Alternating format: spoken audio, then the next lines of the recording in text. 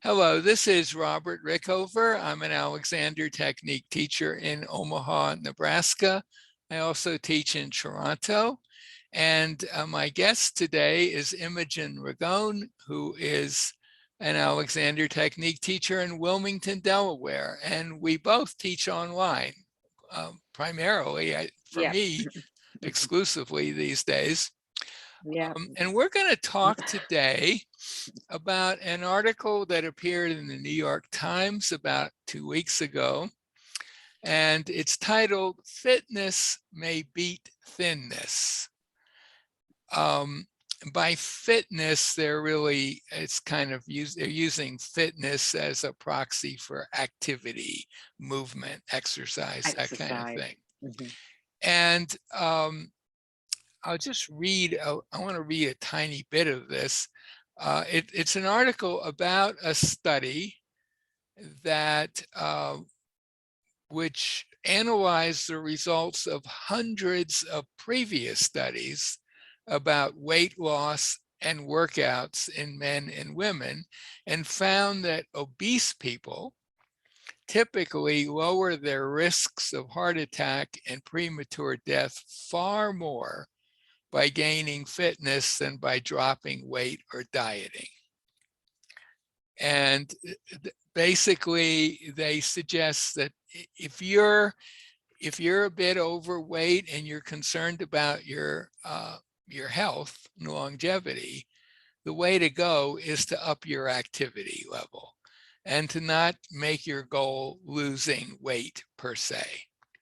That dieting on its own has a very poor track record.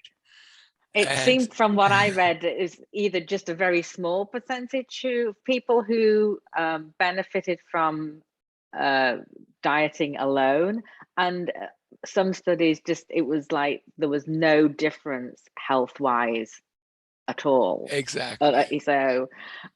But exercise, activity, movement seemed Right. really helpful. And it What does, yeah, struck me, yeah, one thing that struck me was that an overweight person who's active is more likely to be healthy than a slim person who is inactive. yeah, yeah. Mhm. I mean, and really, there are many, many studies that confirm this. In this article, there's nothing really new in this article, except that it has pulled together tons of research, and it all points in the same direction. That I'll just quote here again, if you're thinking about whether if you're thinking about whether you should diet or do more exercise, they say the contest is not even close. Compared head to head, the magnitude of benefit was far greater from improving fitness than from losing weight. And again, by fitness, they're using it as a kind of a proxy for activity. So given that, we're both Alexander Technique teachers, and what are the implications for that study for people who teach and are considering taking lessons in the Alexander Technique? And I suppose I should probably give a brief definition of what the Alexander Technique is. And I would say it's a way of learning how to move with greater ease, less strain, uh, as we go about life on the surface of this planet, where there are certain forces that operate on us, how to make the best use of those forces, the external forces, and how to organize our bodies to do that. That's a definition. So I read the article and I thought, well, if the thing for people to do is start moving, and if some of those people have been pretty sedentary for years, and if they are overweight, doing activity they're going to have to go slow probably to increase it, And the evidence is pretty clear that even if you just up your game a little bit and walk around the block a few times, that's going to make a big difference. But if they're going to start engaging in activity, from our point of view, it would be good if that activity was done in as effective way as possible, with as little chance for injury as possible. And that is exactly what the Alexander technique teaches people. So that's the main thing I'd like to say. Would you like to elaborate on that a little bit? I have a couple of other things I want to add, but the big point I'm making, if you're in this position of trying to decide what to do, and you decide reasonably to go for more exercise, maybe you should think about the quality of your movements in that, and not just go for quantity. Go for I quality. think the how you are doing the movements, the how you are using, coordinating, organizing yourself, mind and body, as you do whatever the activity it is, from simply walking to any exercise or movement there is, basically. Right.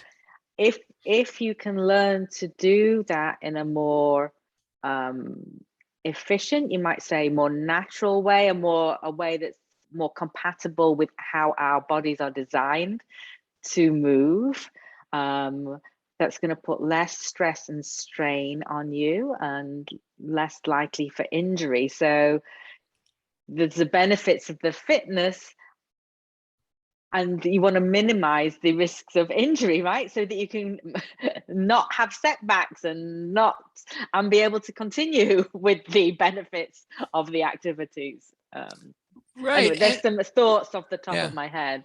So, and you'd probably, especially if you haven't been doing much activity, you probably want to be able to do that activity in as easy and comfortable way as possible.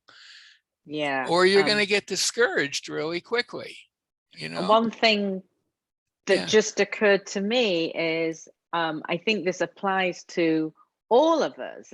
If we think we've got to do something that's strenuous and is going to use more effort than we're used to, we put even more effort into that.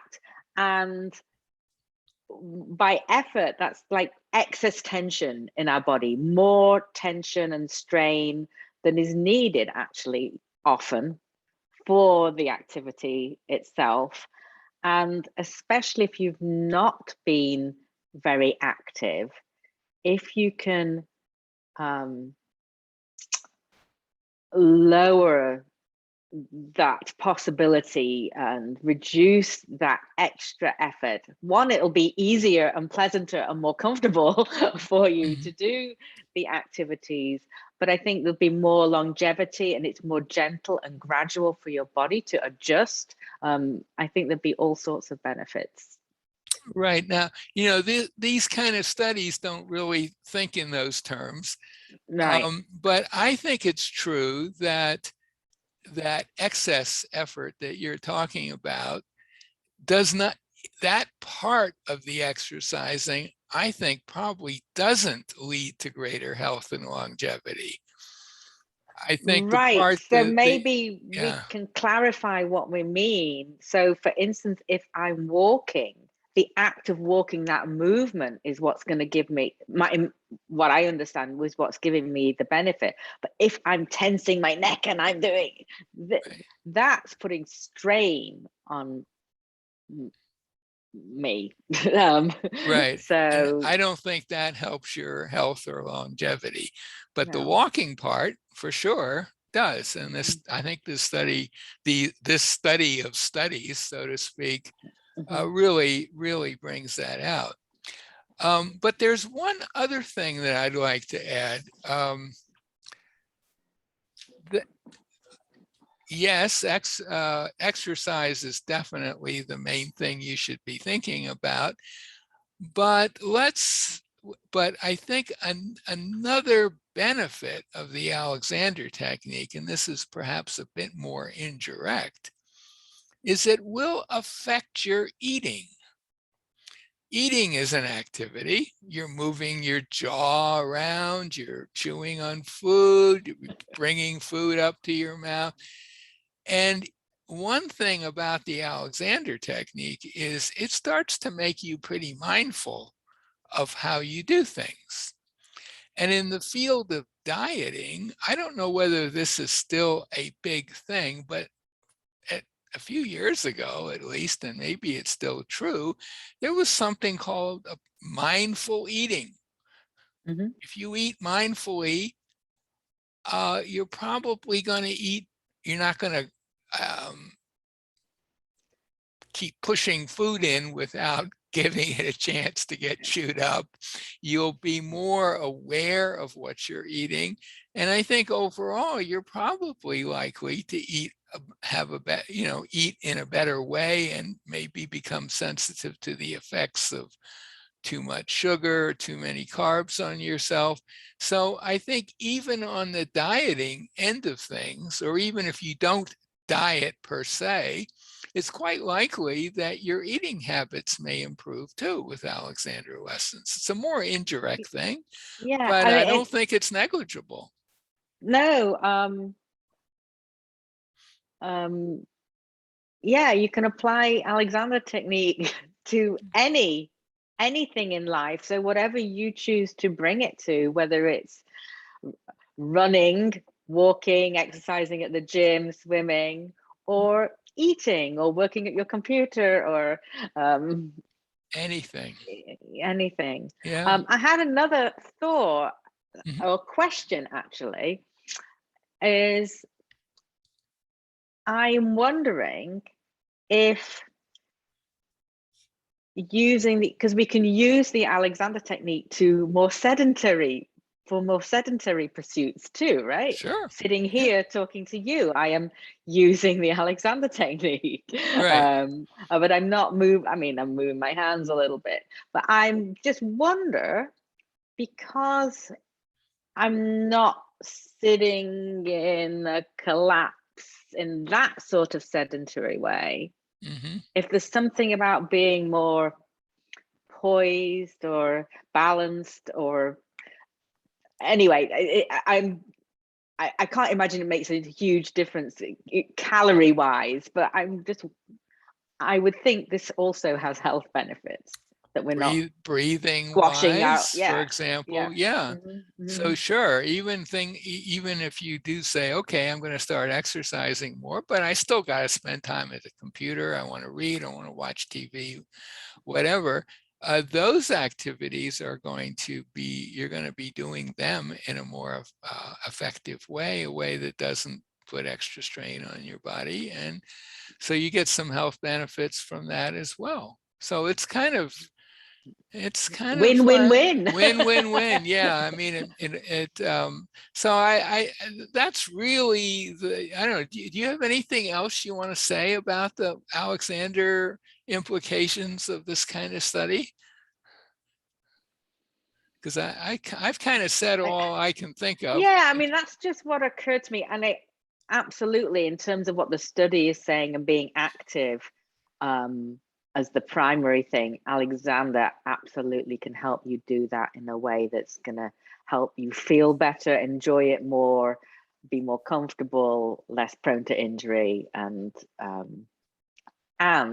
it can filter into all other ways that are more indirectly helping your health Right. And and I think fitness that too. enjoyment factor is a really important one, because if you're miserable doing this increased exercise that seems like a good thing for you, there's a pretty good chance you're not going to keep going with it too much.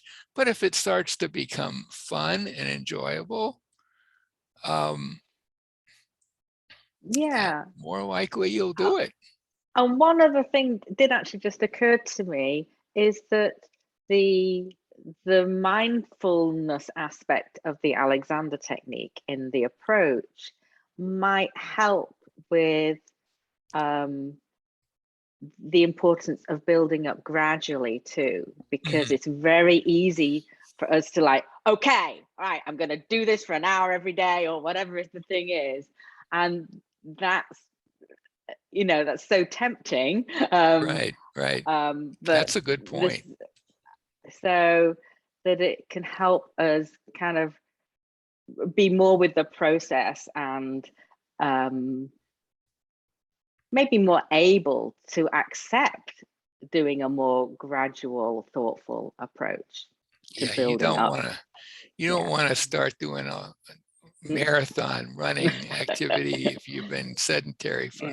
I think you're absolutely right. I think you'll be much better able to gauge how much you should increase the level of activity.